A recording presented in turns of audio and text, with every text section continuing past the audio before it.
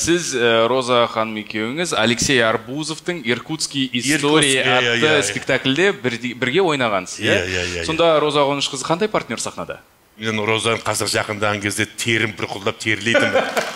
Ашында керем, мен қысыламын. Тіпті мен осы күн үшін әлі қысыламын. Білеймін қазіргілер қалай екенін. Өткенде ол жаңағы адамға деген сыйластығың, адамға деген шыны адами махаббатың, бұның өнеріне, бұның адамгершілігіне мүмкін сол шығар. Қоныс екеуміз қалай махаббатты ойнадық. Соны сұрайын деп отырмын. Мүмкін біздің көрермендеріміз үшін дәл қазір сол пьесадан кішкентай үзінді осы сахнада салып берсеңіз, ойнап берсеңіз, көрермендеріміз де көрсін сіздің актерлік шеберлігіңізді, қабілетіңізді.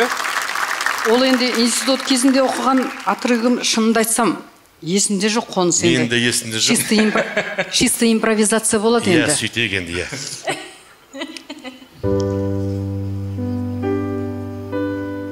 Қалайсың, Қоныс? Валя. Балалар қалай? Бәрі өсті ме? Бәрі. Жігіт болды ма? Сен естідің бе? Естідің бе сен? Нені?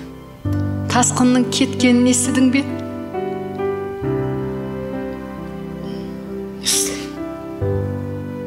Сен сонда неге келмедің? Театрда шыға алмадың ба? Кешірші. Неге келмедің сен? Кешірші, Валя. Кешірші. Мен достым ғой сендер. Қоныс. Нау не сақалы қойып? Сақалы немен ағарып кеткен?